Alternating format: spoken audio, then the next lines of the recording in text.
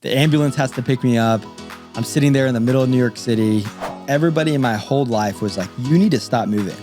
Get your degree, sit down, and stop it. I end up actually going to Hillsong College in Australia. COVID hits.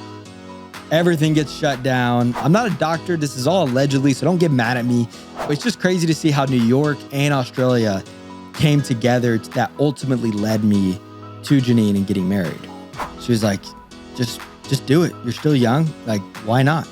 And she was like, is fear the only thing keeping you from doing that? What are your future plans now that you're graduated? And yes, I've never said it before here. The ultimate goal is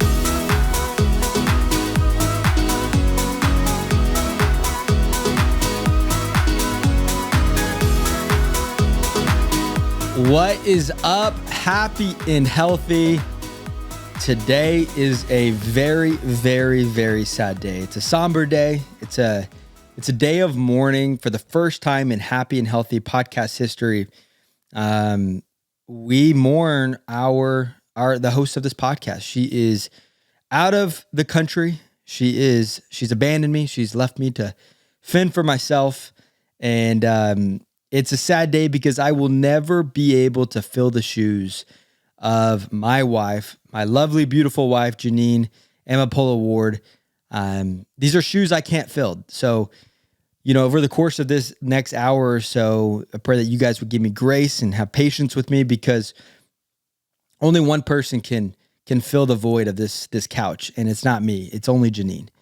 And I will do my best to give you guys a awesome hour, a fun show. We're going to talk about some things.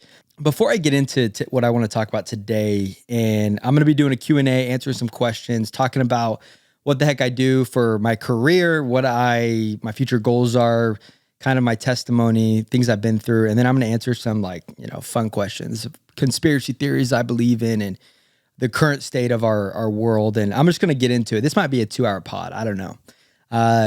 But that being said, before I get into it, Janine was about to leave for Guatemala, and she was like, Kaleb, like, you're going to have to do a solo podcast by yourself because I'm leaving, and we don't have anything to post. And I was like, Janine, no, like this is not something I want to do by myself. This podcast is not about me. I understand, when Janine created this, like, this podcast is for you guys. It's to help you guys. It's to bring on guests and to bring on professionals, and Janine to give you guys, wisdom. And I think we've added a new element to, her and I talking about our relationship, talking about like culture and Christian culture and pop culture, and how as a Christian do you walk through that. And that part has been like so fun. But I don't want to make the mistake of like that being the only, I don't want the podcast to transition to that's the only thing we talk about is our relationship, or is just dating, or our marriage, or what we're doing. And well, we'll always do that to a certain extent. Janine and I have talked about definitely in 2025, like she's going to continue to do her solo podcast to help you guys, to bring on professionals and guests. And so I just wanted to let you guys know, like, this podcast is not about me. And I love to come on with Janine and to help her. We've had a lot of people say, like, I don't want this to just turn into a relationship podcast. And will there be dynamics of that? Like, yes, but I agree that the purpose of this podcast is to help you guys become happy and healthy.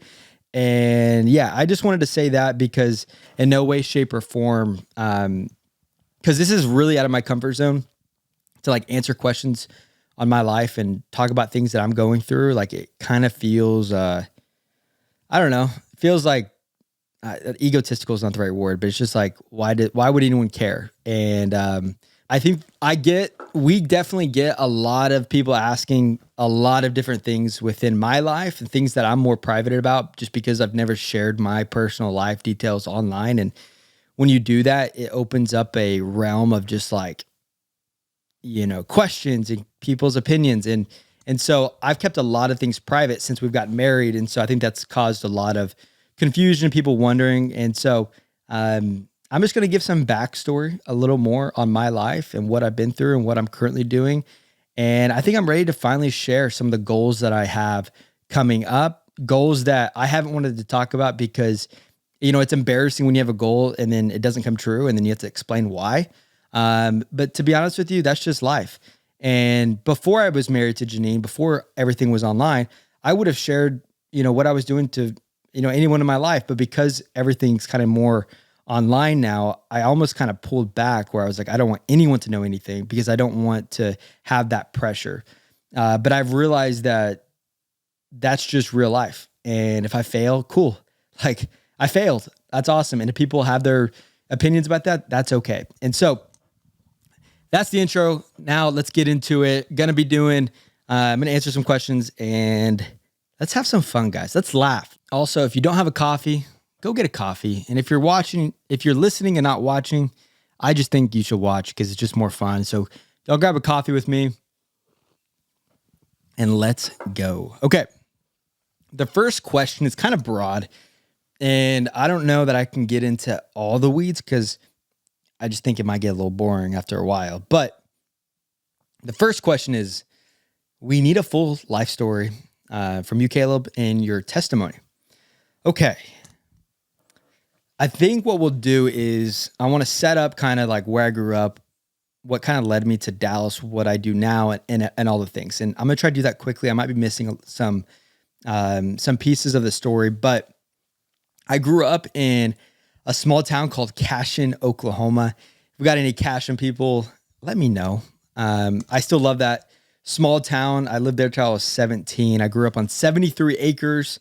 It's so nuts. I grew up on 73 acres in a small town in Oklahoma. Lived in a pretty good sized house, had a barn, horses, donkeys, and the whole property, everything was $300,000. Like $300,000 for 73 acres, a nice size house, and a barn. And that was purchased in like 2004, 2005. And it's just crazy. I'm always a believer in this. Like, of course, I don't live in Oklahoma, but the quality of life you can get in Oklahoma for how amazing the community is and how amazing, like, people think there's not much to do there. Like, we lived on this property and it was only 30 minutes from the city. And so you were still pretty close to stuff going around. Yeah, we only had a gas station and our population was only, I think, 600 people. And so I'm a big proponent on, like, I don't fully understand why people want to live. I understand from a job perspective, if you have a job in a big city or something, but I'll never understand when you could like live in an Oklahoma or some other cities and just like have more of a quality of life. And so that's why I think Oklahoma is just an amazing place to live. And so as growing up in Oklahoma, I grew up in mega church culture. My uncle was a praise and worship leader. My mom was a praise and worship leader. My aunt, if you guys are familiar, there's a church called Victory Church in Oklahoma, and they were like the Hillsong before Hillsong. And so I grew up mega church. I hated going to church growing up. I knew behind the scenes, I knew everything going on, and I just didn't like it. And I love playing sports. And so that was kind of my like idol growing up. And I was homeschooled the majority of like my elementary, middle school life. And then when I was a sophomore in high school, we ended up moving to Oklahoma City when I was 17. And then I ended up going to public school, graduating in public school. Always had a dream of moving to New York City. And I ended up doing it. I found a school to go there. I got a good scholarship. So I ended up moving from small town Oklahoma to all the way to New York City. And I was going to go to business school there, right in the heart of Manhattan.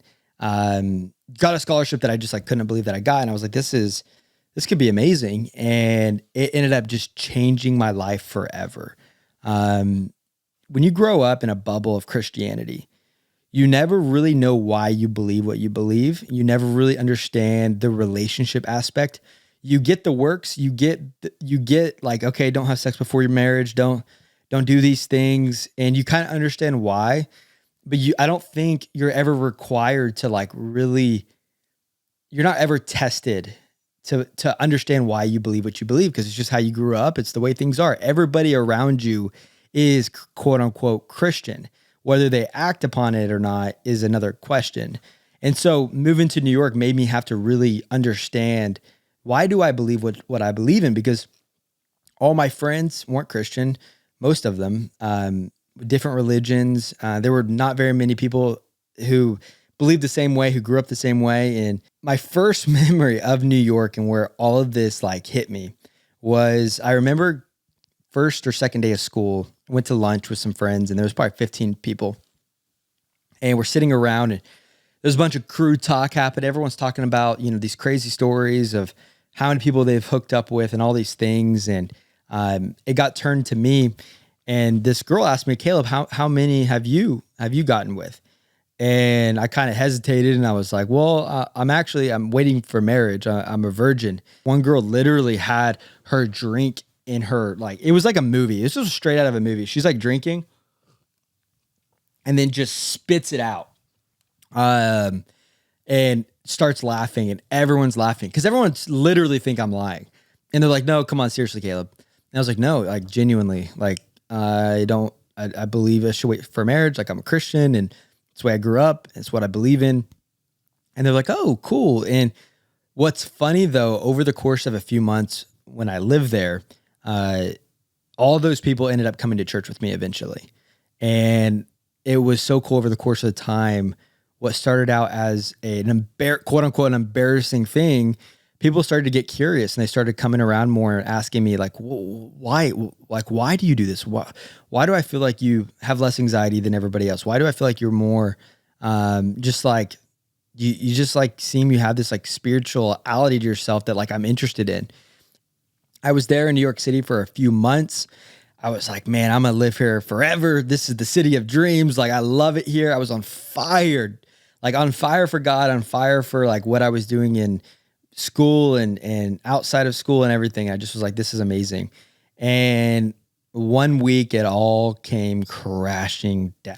Like my whole life just like came crashing down. But it was weird. As my life was crashing down, the Lord was way more evident, was like my relationship with him, like the foundation could withstand how much my life was crashing down. If my life came crashing down in this week, and I'm going to get into what happened, I would have been broken. I wouldn't have known what to do. But because I felt like I got my life together from like my faith and just like what I believe in, where my hope is found. And when this hit me, I was able to withstand it. And so it's 3 a.m. in New York City. It's a late night. I'm with my friends. We're in my apartment. We're just all talking, hanging out. Maybe it was 1 a.m. Probably wasn't 3. It was probably 1 a.m.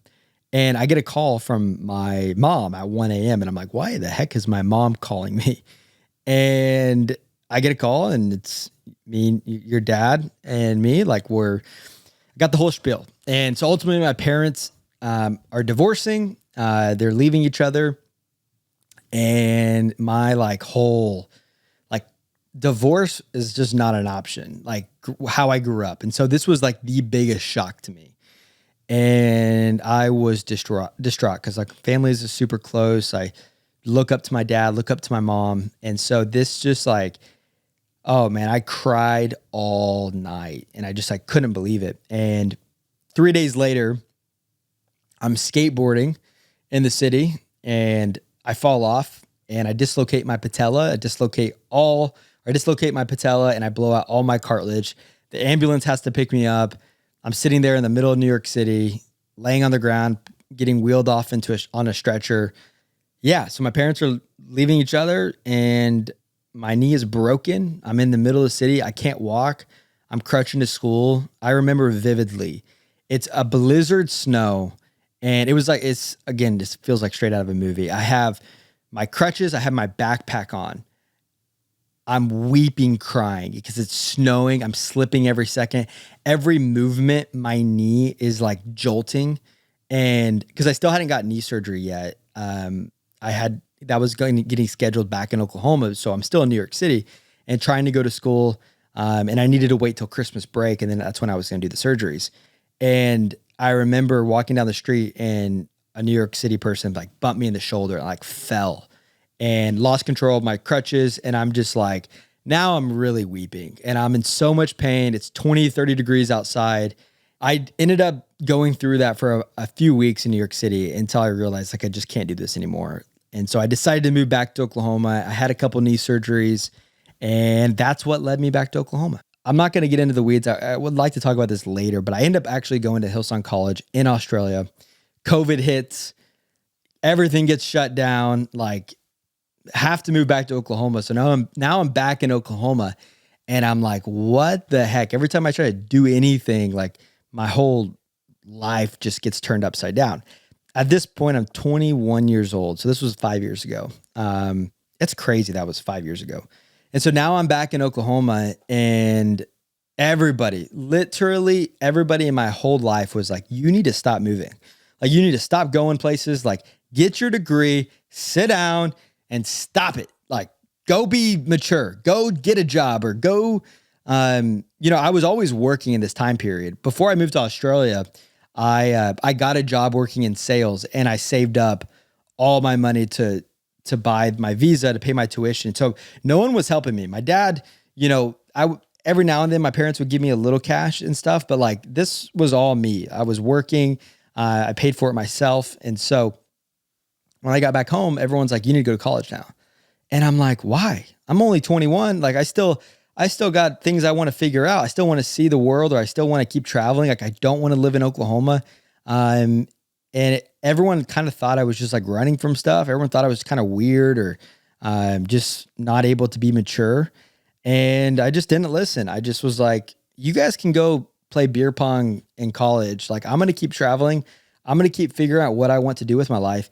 And it's like, why does it affect you? And thankfully, like I had a lot of family members that did support me. And so I was like, okay, like I'm going to move to Dallas. That was my thing. I was like, I'm moving to a state that doesn't tell me what to do. Living in New York, living in Australia, like I was kind of tired of just like COVID was so bad, guys. There was helicopters in the air, like looking for people who were outside. Like you couldn't walk to the grocery store. If you were like with someone else, you had to be like 6 feet apart at all times. You couldn't have people if you had more than 5 people in your house, they were going random checks on houses to make sure people weren't violating. And I get it. It was a pandemic, but it felt so scary to have the government control you like that. And so I was like, I'm going to move to Texas because it seems like it's the only state right now besides Florida that's just like open and they kind of don't tell you what to do. There was so much weird stuff going on that finally I was just like, Texas seems like it's the spot. Seems like it's the spot to work and make money and find community and find good churches. So I moved to Dallas and guys, it was the greatest decision of my life. Not only because I meet my wife, I moved to Dallas and then I think 2.5 years or 3 years later, I meet Janine. But I moved there. I applied for a job because I worked in sales in Oklahoma. I was able to find another sales job here. And the guy who hired me, he ends up being this godliest dude, such an amazing guy. He's like, bro, like he was my age. And he was like, you can honestly crash with me. And in my apartment, I got an extra room. And, if you need a couple weeks, 3 weeks till you figure out an apartment, go for it. And guys, this is where it gets crazy. This is the craziest thing in the entire world. This is how I met Janine. And I don't think I've ever told this part of the story. When I was living in Australia at Hillsong College, there was this girl in my small group whose ex-boyfriend lived in Dallas. And so when I lived in Australia, this girl that was in my small group, she posted a photo of me and her ex-boyfriend who lives in Dallas followed me on Instagram because he saw it. And I don't know if he followed me because it was like, hey, I'm watching you. But when I moved to Dallas, he still followed me on Instagram and he saw that I was moving there and he was like, hey man, we should hang out. Let's grab lunch. Like you just moved here. I go to Watermark. We can go to church together. And I was like, why is he being so nice? Like, all right, cool. So we met up, we grabbed dinner. He introduced me to all these people, at Watermark Church in Dallas. I get connected to the porch, which ultimately connects me to Janine later on in life. Now all of a sudden, like I'm in a similar friend group as Janine. We still don't really know each other yet. I did follow her on Instagram at this point, I think somewhere like in that time period, because I saw her pop up on one of my friends' Instagrams. And so basically over the next couple of years, I work my way up in sales and find myself in a really good position for Hilton, a hotel here, managing a staff of 20, 30 people.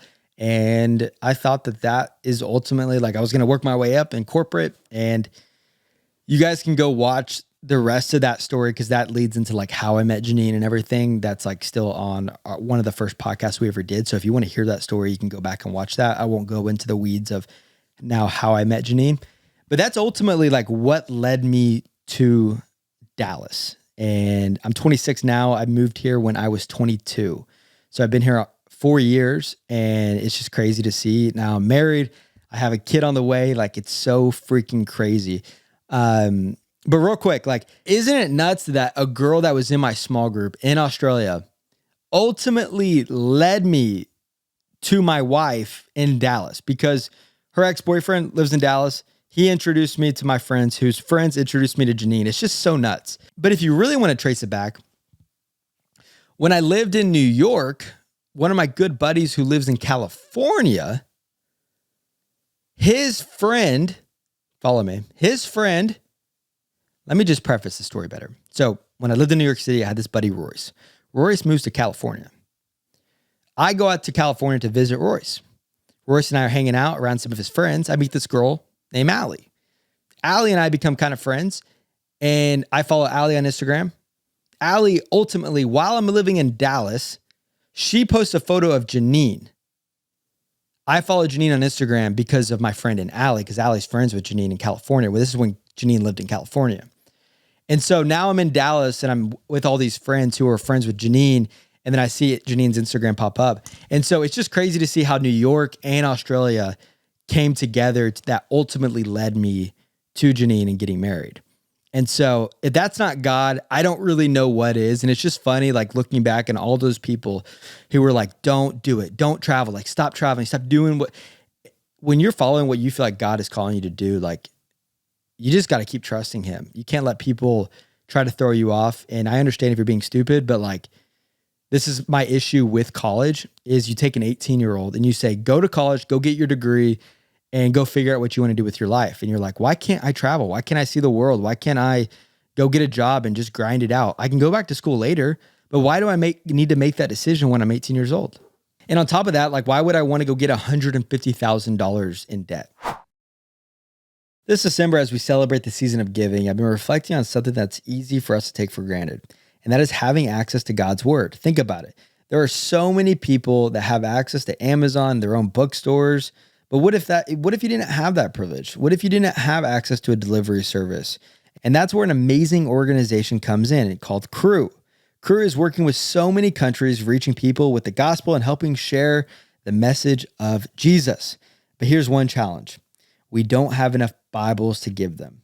And that's where we come in. For just $24 a month, we can provide 3 people with Bibles each month. And not only will we be spreading God's word, but we'll be also providing meals to 12 people in need through Crew's humanitarian efforts. I'm committing to this cause and I'd love for you to join me. It's very easy. Just text HAPPY to 71326 to get started, or head to give.crew.org/happy. That is give.crew.org/happy to donate today. A small monthly gift can make a difference, giving someone the chance to read the Bible in their own language. Let's make the season of giving count, not just for us, but for those who are waiting to hear from God in their own language. You know what's funny? The people you love most, sometimes they're the hardest to shop for. I mean, you want to find them something nice, but not too over the top. Well, this year I found the perfect solution for Janine. An Aura digital picture frame. All your favorite memories, your favorite moments. I mean, just imagine Christmas Day, Janine opening up this gift, and it has all the best vacations we've been on, the best trips, the maybe embarrassing moments. I mean, it's just the perfect gift because she loves memories. And guys, photos can be a hassle, sharing them, downloading them on computers, and this digital picture frame makes it so easy. And here's the best part. Right now, you can save $35 on best-selling Carver mat frames by visiting auraframes.com and using promo code HAPPY at checkout. Trust me, this is the gift you'll want to give this holiday season.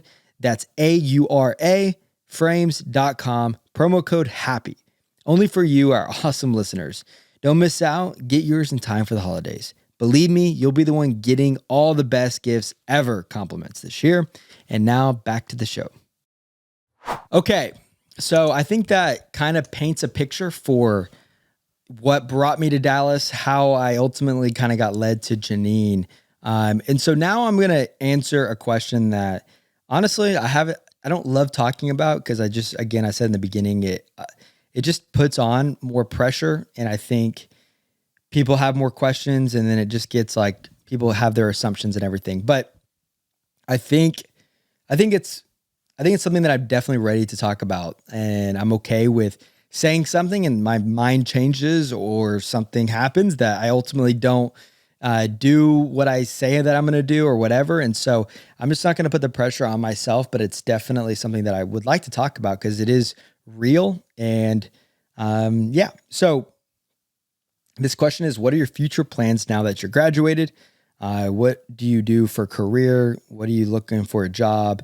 What do you do? Basically, like, what do you do? And so this is like a complex question because so much has gone into this. Obviously, Janine and I definitely do work together in a lot of ways that behind the scenes that people would never probably really even understand because there's so much involved in what Janine does and everything just from like a business perspective and managing and stewarding it. And so I felt like my career from a business perspective, I worked in sales startups. I worked in hospitality and sales, and I worked many different jobs. And so a lot of my skills that I had in corporate, I was able to come over here, with Janine and help her in a lot of ways. But when Janine and I were dating, she asked me like, Kaleb, if you could do anything with your career, like, what would you do? Like, what's your dream? And I was like, honestly, like, I would love to go to law school. Like, that's something that I would genuinely love to do, but it's kind of too late. And she was like, why is it too late? She was like, just do it. You're still young. Like, why not? And I was like, babe, I don't even have a college degree. It's just, I'm already in my career. That's just not something that I think I want to do.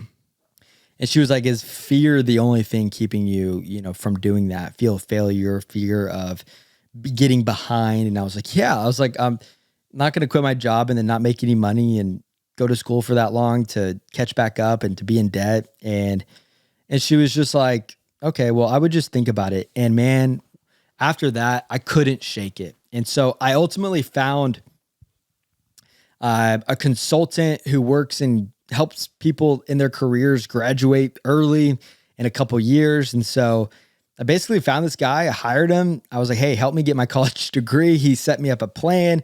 He showed me how I was going to get it in 2 years. And we picked a college, we picked a degree. We found alternative sources that I could get college credits and we transferred them over. And I did it. I did it in 2 years, got my degree in political science and history. I learned so much. I did this all while Janine and I were working together, and I was kind of doing it behind the scenes over the last couple of years. I told practically nobody. I think I did mention it on our Patreon. So go join our Patreon because there's only about 100 people on our Patreon. And I did mention it on there, but publicly, I just didn't talk about.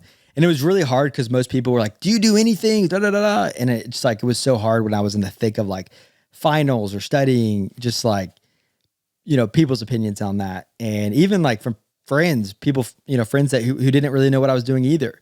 And so now I'm graduated, and yes, I've never said it before here. The ultimate goal is law school. I don't know when, hopefully sooner than later. I am going to take the LSAT here soon.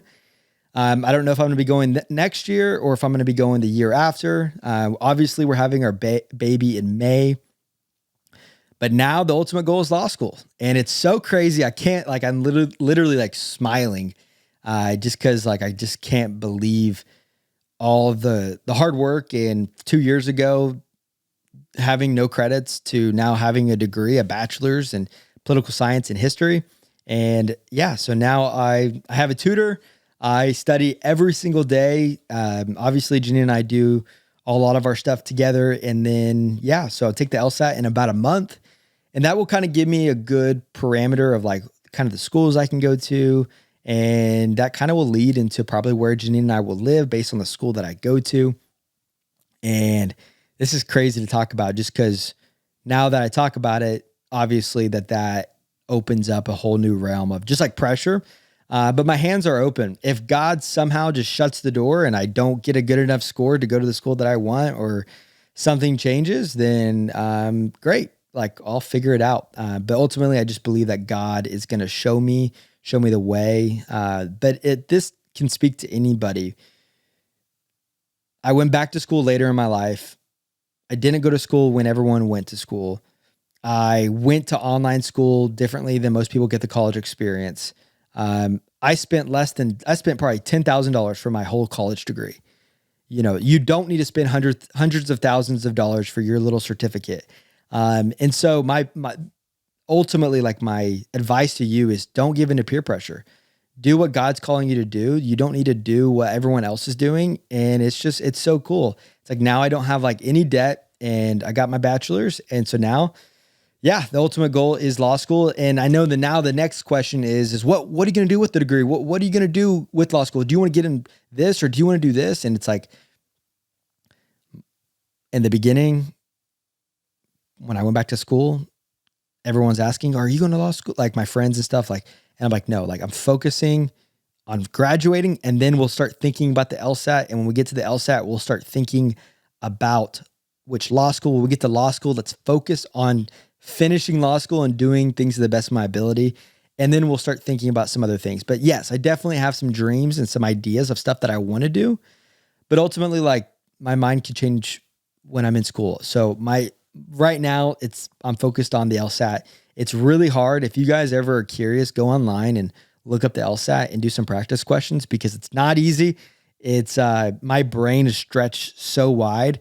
If you're listening to this and you're a lawyer or you've done the LSAT, let me know. I'd love to hear if you guys have any advice or anything. But honestly, it feels free. It feels free to talk about. I feel like it's just, yeah, it's my life and it's real. And ultimately, if I end up flunking the LSAT and don't get into school, or God changes my mind or something, then that's fine. But I am excited and I fully expect to be in law school very soon. If not this year, maybe next year. But we will know probably in the spring what we're doing.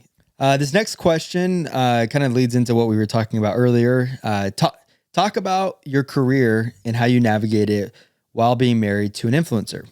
It definitely is difficult in the sense of there's so much going on. She's writing a book, she's speaking, she's traveling. There's opportunities. Her and I we have opportunities together, ventures that we want to do from a content perspective, but also just like, things that we want to be a part of. It's difficult because if I go and just do my own thing, there's so much that she does need help with that I will always want to help my wife and help her with a lot of different things. And I enjoy some of the capacities of what she does. But I do need to have my own thing, and I do need to do something outside the lens of social media to remain sane, because this world can just swallow you up and spit you out. And it's all about what you're posting, and you're just constantly on this hamster wheel of just, I've seen it, and I've seen the sides of it that are cool. But I've also seen the sides of, like, you got to get out into real life and you got to go touch grass and you got to pursue things that are going to be fulfilling. And I just think that it would be a very difficult life if, like, let's say like you drew a square and like inside that square is your life and all your life is just content, but you never get out of the box to go like do things. And then you can make content around the things that you're doing. Instead of, sometimes I think the danger would just be to stay in the box and just create content on your marriage and your life and just like kind of like just your life, but like you never end up going to do stuff that you feel like God is calling you to do. And so that's something that, like, I don't want to do. I just don't want to stay in this box and just, just do social media. And so, yeah, there's difficult parts of it, but for the most part, Janine is one of the most healthiest human beings that I know. She's been doing this for so long. So it's like, she doesn't hold it as like an idol. She likes showing her life. She loves fashion. She loves makeup, and she loves Jesus and showing you guys her faith and fitness and all the things and bringing the community together. We've been doing these 5K events. And so that stuff, like, Janine just loves. And so it doesn't even feel like a job for her, But for me, like this podcast I'm even doing right now, like I'm going to have to grab all the footage and the audio and put it together. And so I'm like learning how a lot of this stuff works. Like, guys, there's lighting in front of me. I had to set this all up, and I've had to learn how the sound works and how the microphone sound gets to you guys. And so it's been, I mean, Janine's a genius. And so being able to step into this world and try to understand how all this work has been interesting, but I'm super excited to, I finished my degree. That was such a huge goal of mine. And to now walk into this next step where I'm hoping to go to law school, and that's exciting. And I have some dreams and visions that from there of like what I want to do with that. So I do think it'd be fun. I do think, just like off the top of my head, I think the NIL space in sports where like college players are now getting paid, I think that'd be a cool thing to be a part of one day and like represent athletes and like get involved in working with, college football players or NBA, or just like the whole sports world like interests me. Tips on being a supportive husband. Okay. Well, there's not a ton of guys that listen to this, but maybe you can send this to your husband. I just think that you can be a supportive husband by just asking questions and asking your wife how you can be supportive, because I could think the way I think being supportive is being supportive, but if she doesn't receive it as being supportive, then I'm not being supportive. So what has helped me is knowing Janine's love languages and knowing how she feels supported, how I need to support her, and then being able to do that and continuing asking questions of like, hey, do you feel supported? Am I like once a week or once every couple of weeks, like just checking in to see how she's doing. I usually know if I'm being supportive, and I usually know if I need to just be more mindful of, what I'm doing wrong, and just like continuing to be better, and also surrounding myself by other godly men who love their wife and who are amazing husbands. And usually when I'm around these guys, it makes me want to be a better husband. And so, yeah, I try to show up for her. Life gets so busy and things, you can go about your day, and then it can be very easy to get into just the mundane of being married. And it's so important to remain intentional. Like when you're dating, it's so easy just to buy the flowers and to show up and to always ask questions. And when you get into marriage, it sometimes can become a routine, and it's important to just identify that and not make it a routine, and being spontaneous in how you pursue your wife. So that's what I would say to that. What makes you happy and healthy, but Janine doesn't relate to it?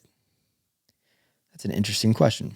I would say sports, like going golfing, playing pickleball, running a marathon, like stuff like that. I need something like that in my life. I need adrenaline from like a competitive level. If I don't have competitiveness, where I grew up playing sports my whole life, if I'm not competing on a weekly basis, I start to get sad. Where Janine's not a super competitive person. She is when she's playing, but like I desire competitiveness. I desire to go play basketball, to go play golf, to go play, honestly. And that's something I'm so excited about having a son. Not saying if I had a daughter, girls can play sports and we could be competitive together. But like I'm a guy, so I know guys. And so just like having a son that I can eventually like play sports with, and to, teach and to be competitive with. And that's going to just be so fun. And I can't wait to just honestly, as soon as my son's like 1 year old, 2 years old, like take him golfing with me. Like he's sitting in the passenger seat. He watches dad hits the ball. I teach him how to play a little bit. And I just can't wait to get out there with him. It's going to be so fun. Tell us where y'all are moving, and the baby names, and your plans. Well, I actually can't answer any of these because I will be in a lot of trouble. I will give you a hint. Tell us where y'all are moving. It's not California. It's not New York. It's not Florida. And I'll leave it at that. So besides those states, it could be another state. How did you know Janine was the one? I know everybody wants to know. You don't really know until you know. And when I met Janine, I just knew. There was just something there was something deep down in my soul and my heart that I just knew. I was having dreams. I was having like, it just felt ultra spiritual, and it just felt right. Even though it was difficult at times. I just, I don't necessarily believe in the one, but I believe that she was the one that I wanted to pursue to marriage. And I basically was like, she's either gonna have to break up with me, or we're gonna get married. And I, in the past, would have like kind of commitment issues with different relationships, but this was kind of like the first one where I was like, I'm willing to really press in and to see what God has. And now we're married, and child is on the way. And I'm so glad. It's because, guys, when you're dating, marriage changes your relationship so much that if you have some issues or things when you're dating, it's hard to get a good glimpse of like what marriage is actually going to be like. Because if you have a good foundation, marriage is just going to make your life better. Because dating's already hard. Marriage is going to make it so much better. But if you guys are toxic and you're not in that good of a place, and you're not following the Lord, then marriage is going to be really hard. So that's why I really like get the foundation right. And so once Janine and I got the foundation right, and we were healthy and we were on the right page, spiritually, emotionally, everything, we were like, okay, let's go. Let's just get married. What are some conspiracies that you believe in or you used to believe in? Oh man. Okay. I used to believe the moon landing was fake. I believe it's real now. And I think a lot of people think it's still fake, but I do think it's real. I just don't think that many people could keep a secret if it was fake. The fact that no one's came out and said that it's a conspiracy, or that it was fraudulent, or it was put up by the government to, fool American citizens. I just don't believe I have enough trust in democracy, in our system, that it wasn't fake. But I really, really still think it's sketchy. Like, it's for sure sketchy. I just don't think that many people could keep a secret. Like, if thousands of people worked on a project and none of them came out and said it was fake, I just don't believe it. So unless those people who were working on the project didn't know it was fake.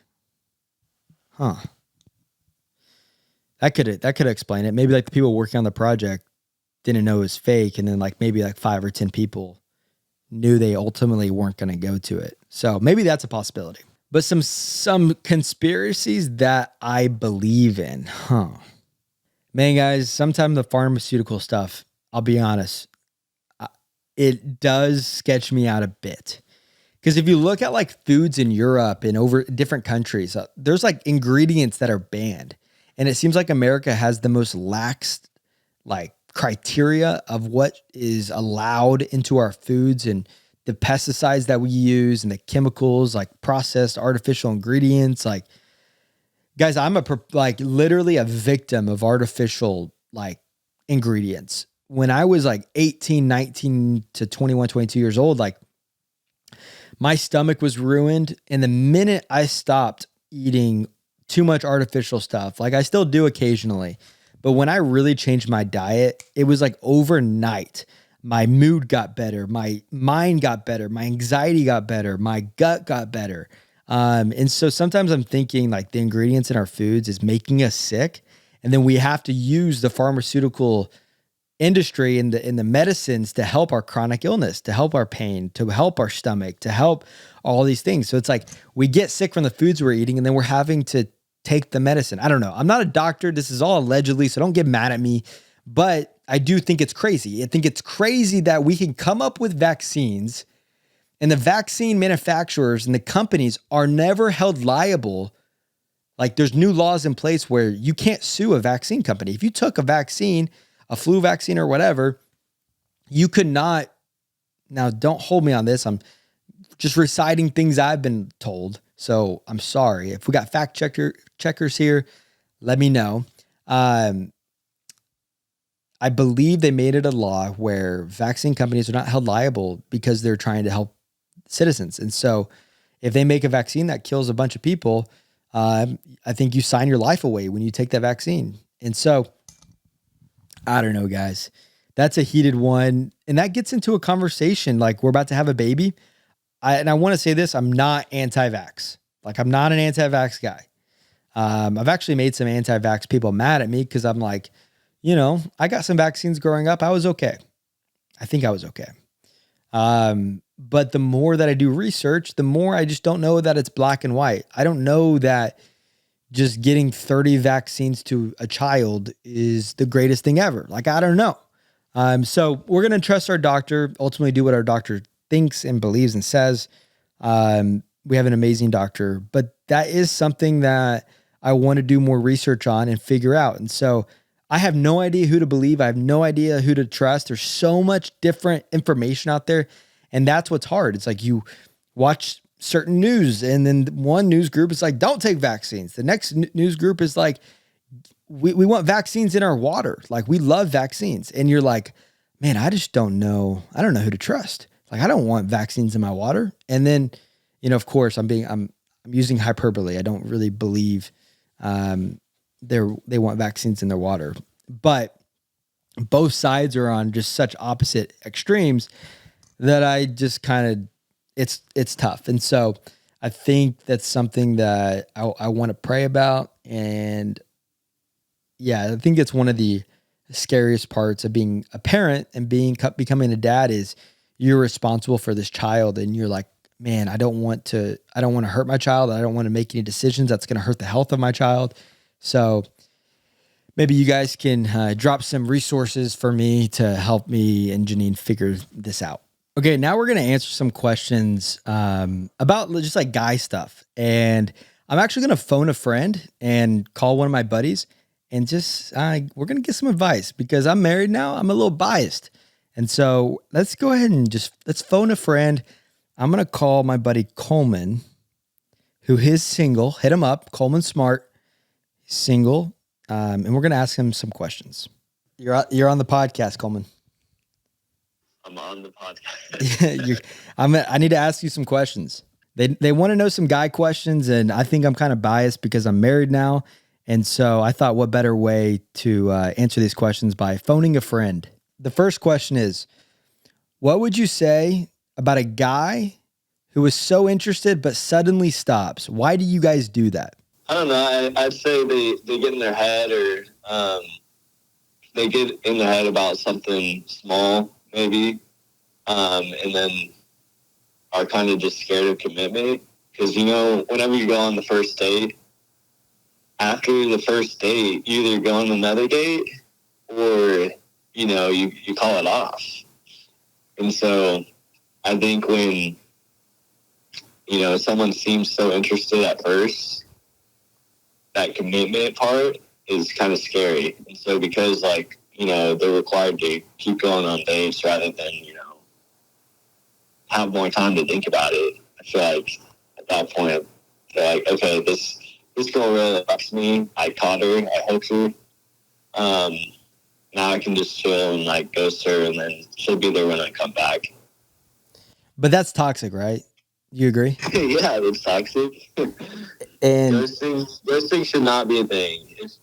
If you know the Lord, or if you're just a good person, yeah. You should be able to communicate to people. It's normal to just tell someone, hey, not right now. Well, Coleman, thank you so much for letting us in on that. And you guys can catch him at Coleman Smart on Instagram.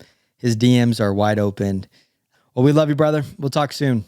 This next question is, why do you think girls see God more than young guys? Let's phone a friend. Let's see why that is. All right, Kyle, you're on the podcast. You ready? I think you're the best person to answer this question because you're one of the godliest guys that I know, but I think he's also mentored a lot of guys. And so I thought I would phone a friend.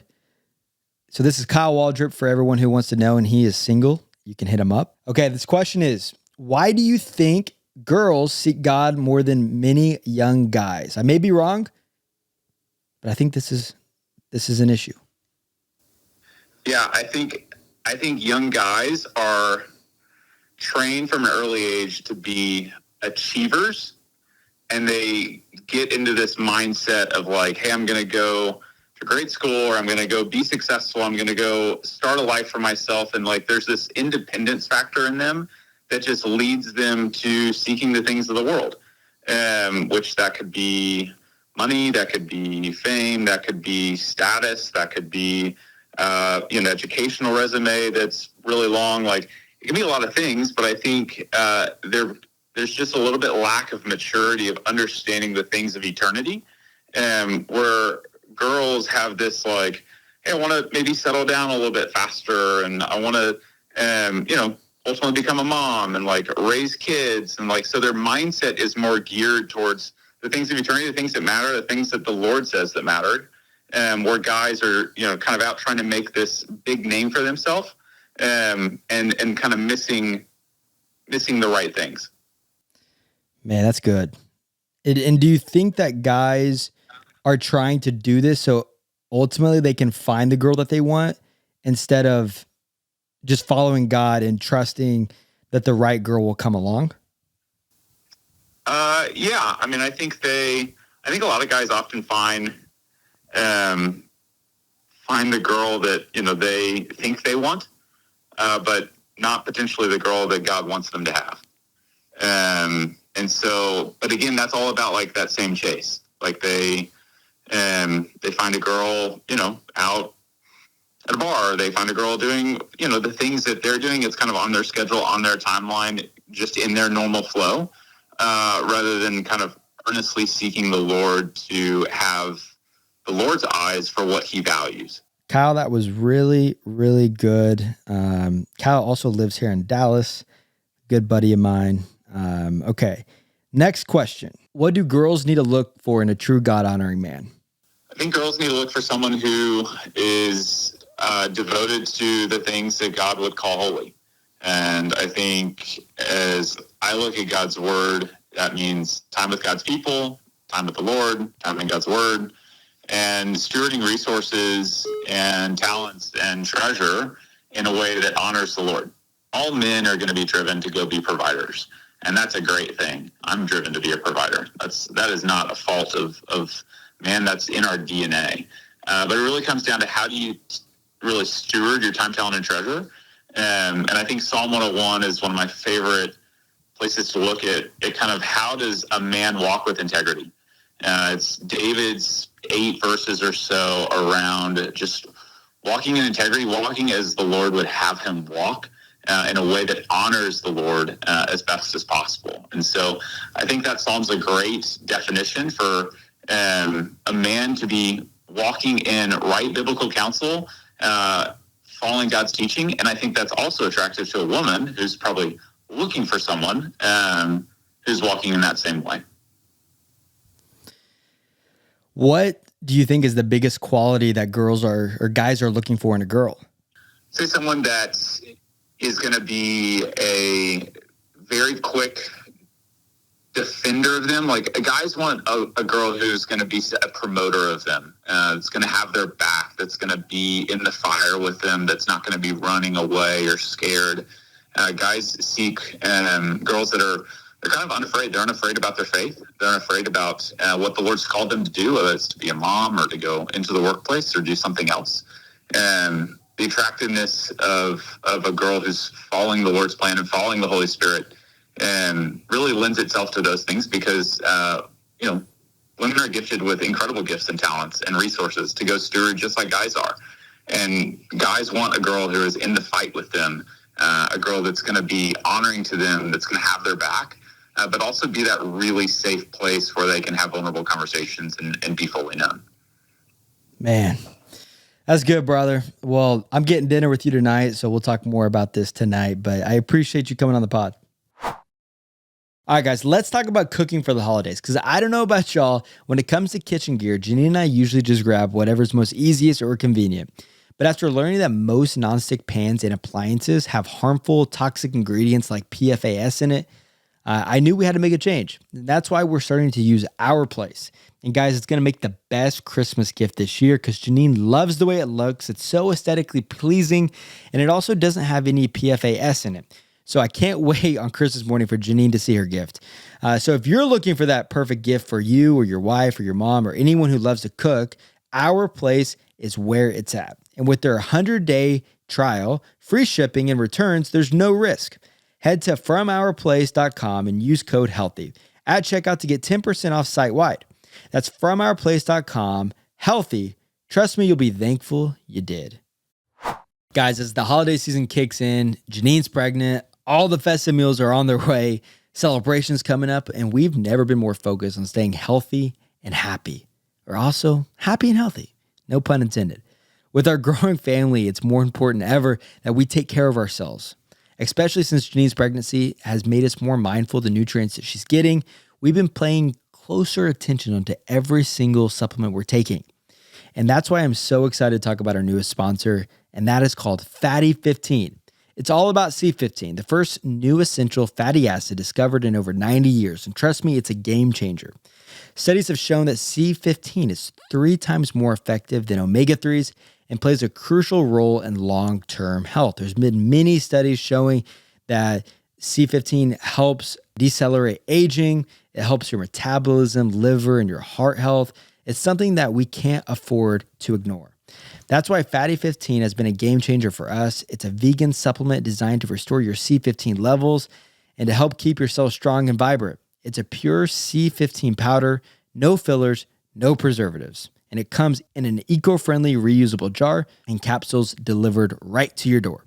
As the holiday approaches, we're making sure to prioritize our health so we can enjoy everything the season has to offer with our family. If you're ready to feel better and stay healthier too, you can get 15% off your 90-day starter kit at fatty15.com/healthy using code HEALTHY. Let's start this December off right and take care of ourselves so we can enjoy the full season with the ones we love. That's 15% off your 90-day starter kit at fatty15.com/healthy using code HEALTHY. Okay, we're going to answer some more questions. Like, guys, we just got started. Like, honestly, I know you guys are used to 45-minute podcasts, but we could go 2 hours. I don't know. The next question is, what do you think of Hollywood corruption, movie industry, and how to raise kids through all of this? Oh gosh, this is going to create a lot of opinions. So Hollywood's an interesting one. This is tough.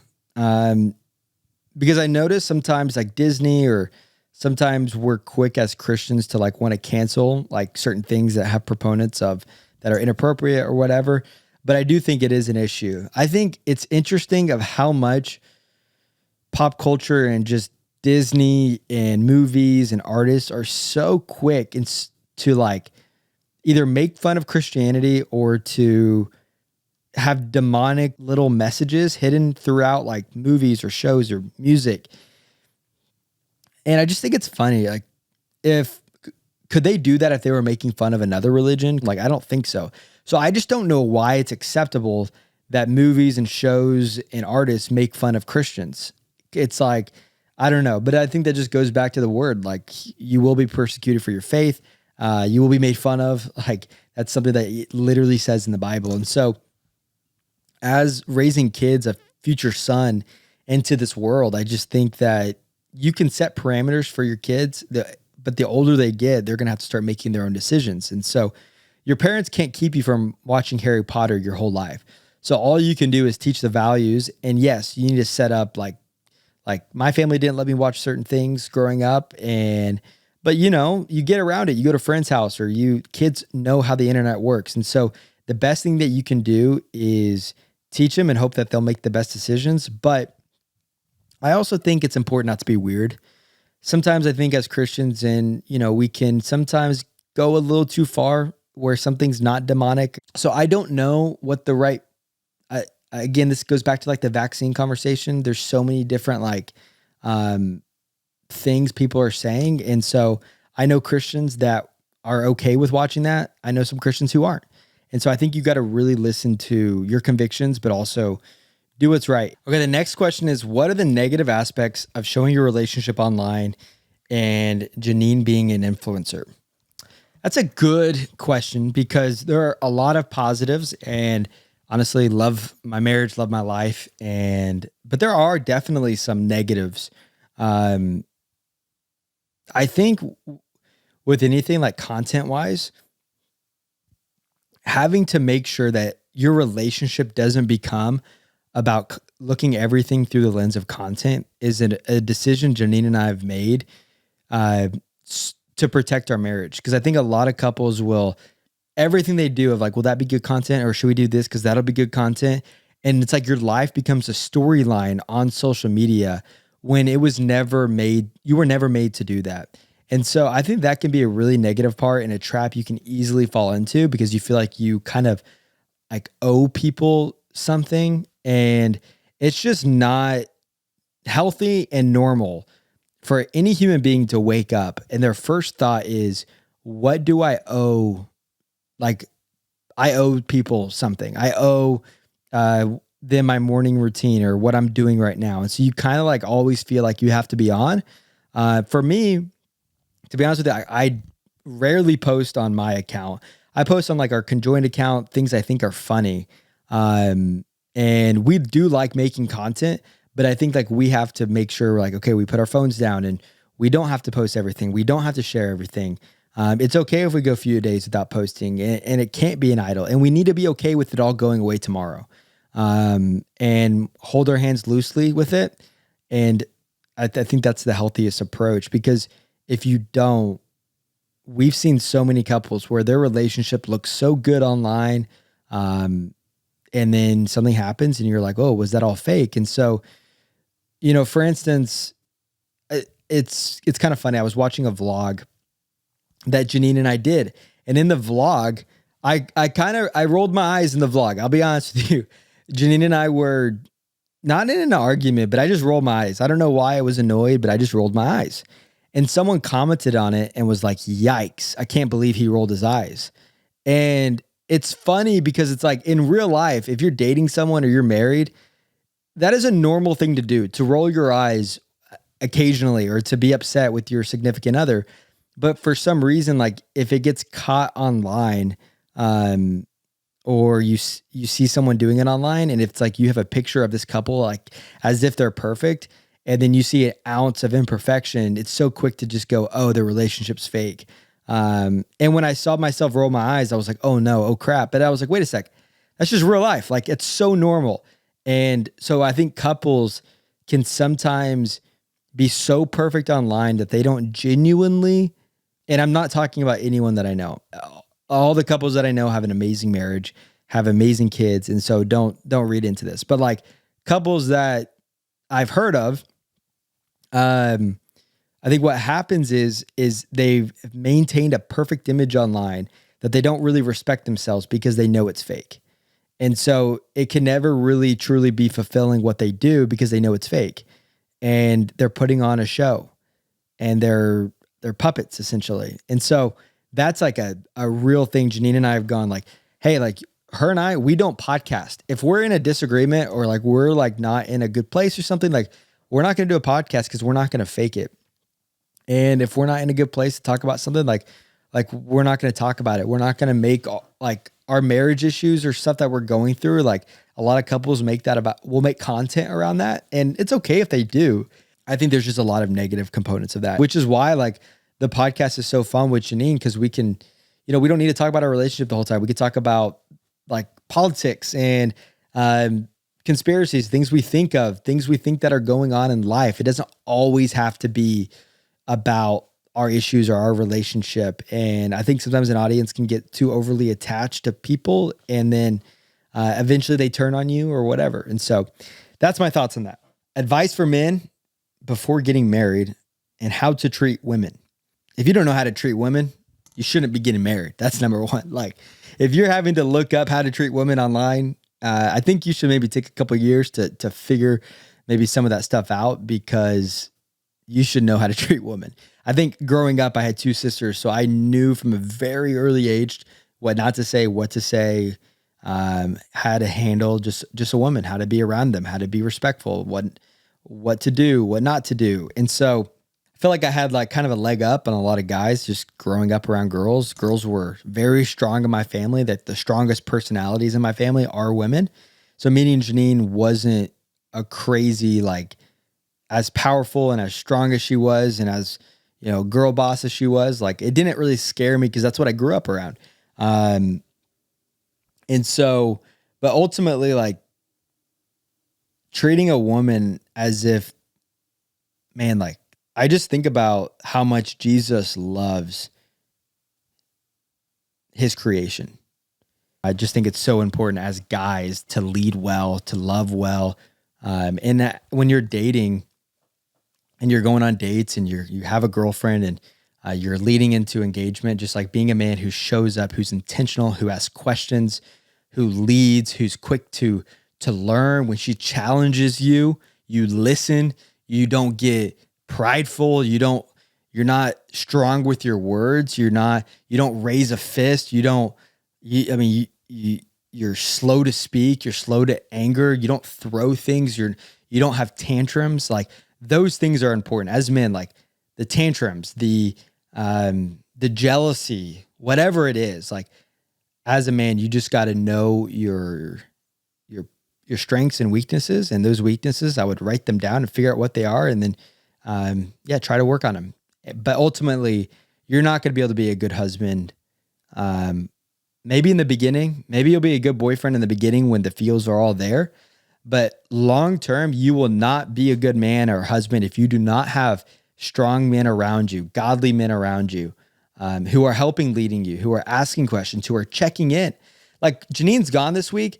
Dude, I have so many guy friends checking in on me. Hey man, I know you're home alone. How are you doing? Like, not because I'm going to do anything crazy, but because that's the way I've set it up. I've set it up to where men in my life have access to asking me anything. Nothing's off the table. And that's why men fall. That's why you see pastors fall. That's why you see men in high places and leadership fall, is because they don't have people around them checking in. They have a bunch of yes men.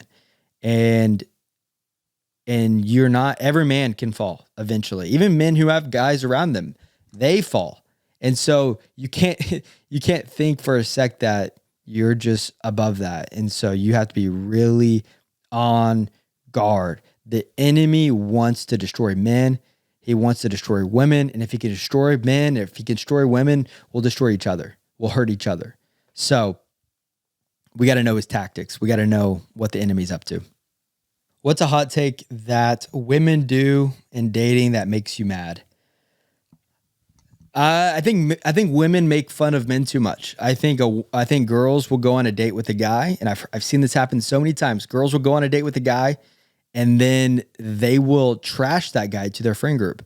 And then there's one girl in that friend group who would actually maybe go out with the guy, but because you guys have made fun of him so much, you've killed his reputation to people. And then those people tell somebody, and then now thousands of people in your church just think this guy's weird or something. So if you have a bad experience, now I understand if he's crazy and you're trying to warn people against him, then yeah, you're fine. But like, if there's like quirks about him that you didn't like, I understand maybe telling your best friend or people like, but like stop, don't go gossip to a whole group of people, because one thing that you hate about him, other girls might love. And you are being disrespectful because if he was doing the same thing about you, I think that'd be pretty hurtful. And so if you end it with a guy, you don't need to go tell every weird thing about him. I think it's petty, and it definitely, it will eventually get back to the guy. And it is hurtful when you hear what girls be saying about this guy or whatever. And so I would say that. Why do you guys talk about dating so much? Can we please stop talking about dating? I agree. I ran a poll on our Janine and Kaleb account that was talking about, are you guys tired of us talking about dating? And I think 56% of you said yes. So 44% said no.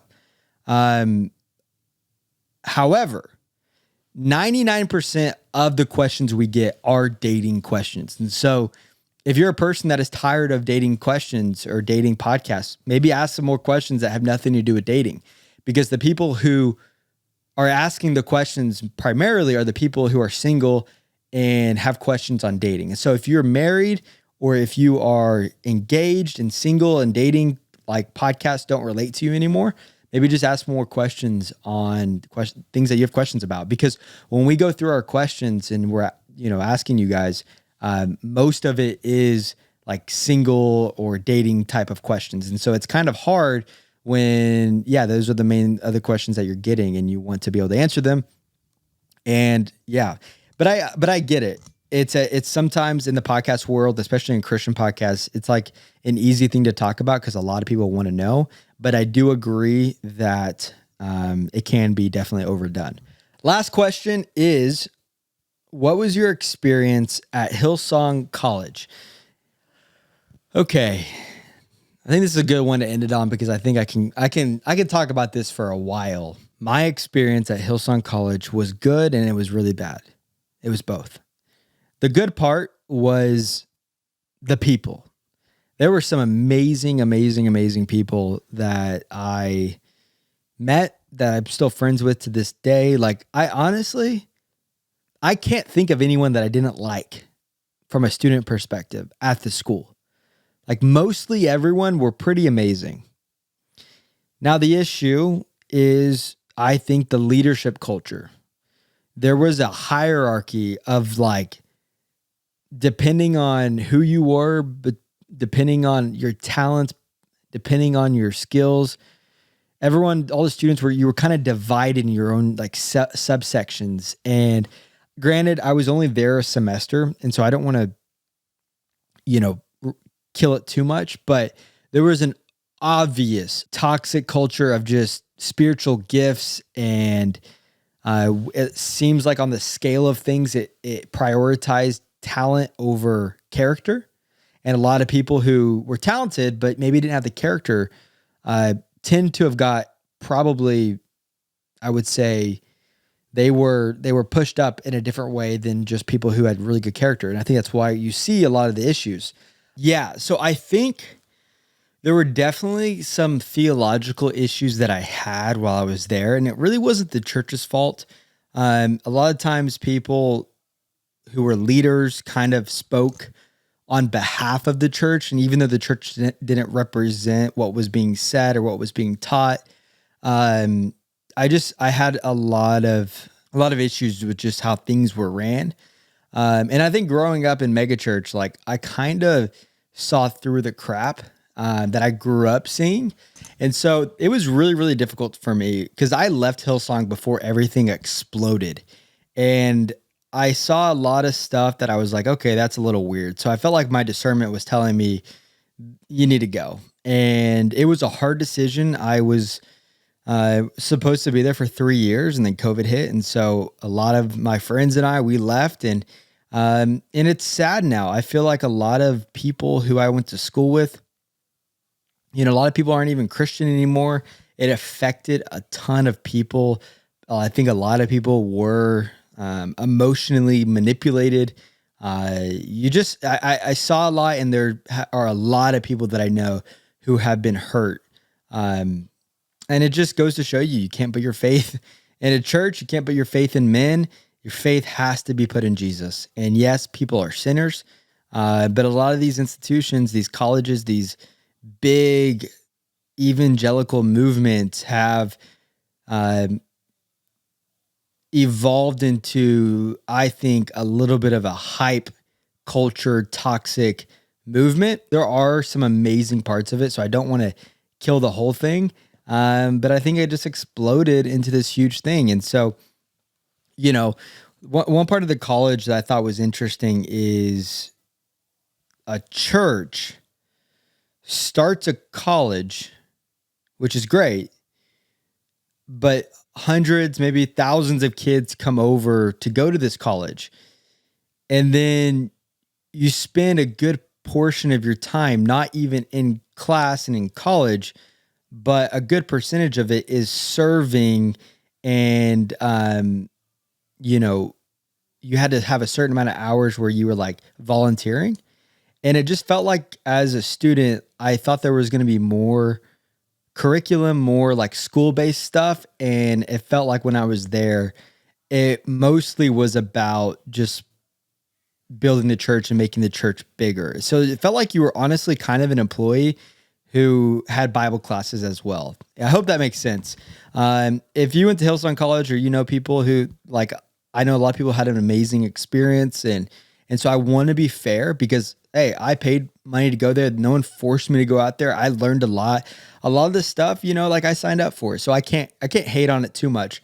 But looking back as a 26-year-old and then at the time 21-year-old who went, I just was a young kid, and as a young kid going to stuff like this, you can kind of get swept underneath just like the movement and not really realize what you're doing and how you may be being manipulated, or how you're under certain leadership that might not be healthy.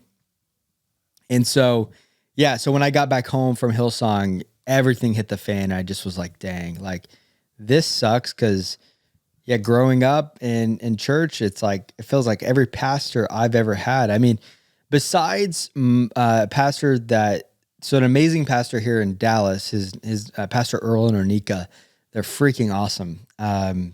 He's like the only pastor I've had that I think hasn't had like a big falling out. And I think that's just a representation on who he is and the leadership that he has and the ministry he's built from just a healthy way. And so, it's very difficult for me. It's been a long road kind of getting back to like trusting churches, but also like, just like wondering where we've gotten it wrong as a Western culture, and just, it's all confusing. I think now I am so focused in on just having a strong relationship with Jesus, being surrounded by men who love Jesus, and not just people who I go to church with, not just my pastor or whatever, like having a community of believers around me to where my world and my worth and everything is not built upon like a church. And it's not, my faith isn't in a pastor. My faith isn't in a church. My faith is in Jesus. My faith is in, him and him alone. And then from there, I can have people around me to help live this life out. But you have to have community. Church is still important. But I do think it is okay to maybe have some questions with where we've gone in the movement. And so I'm still figuring it out day by day. I mean, you look at what happened with Daystar, you look at what happened with Gateway Church here in Dallas and with Hillsong. I just think God is eventually, like, it will be exposed. Like, you can't get away with stuff. I think just like seeing a lot of these things happen has made me realize that like we're all in such a need of a savior and of Jesus. And we just can't put our faith in men.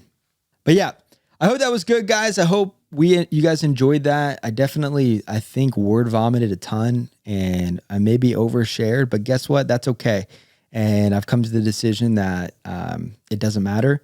Social media does not need to have a huge, large like grasp over my life and people's opinions and stuff. And that is something that is difficult. Is you hear stuff about you online or whatever that's just like wild, and you have to take it and know that comes with the territory. But there's also like, it doesn't matter. It's like what Janine thinks of me, what Jesus thinks of me, what my friends, like that's the only thing that matters. But I hope this encouraged you guys. I hope you guys know that you're never too old to pursue something. You're never too old to go back to school. You're never too old to start the business, to date the person. You're just like, get up, get healthy. Like 3 days ago, I just started this new, I'm only eating meat. I'm only eating fruit. Now I will occasionally dabble into some things, but I'm trying to get my diet back. I kind of fell off there for a while. So I'm getting my diet back, which is, I've seen a quick of how that's affected my work life, my sleep, different things like that. So right now, if you're trying to figure out what to do with your life and you're struggling, control the things that you can control. You can control what goes in your body. You can control your physical life. You can control your spiritual life. You can control like everything that's like in your control. Start with that. And then from there, when you start getting healthier in the mind and physically and spiritually, you'll be able to start making decisions that, for your career or for your dating or different things, like that will have an amazing impact on your future. And so I'll leave it at that. God bless you guys. I hope you enjoyed it. This was super fun. And we will see you next week, or you'll see Janine next week, because this will be my last podcast probably until the new year.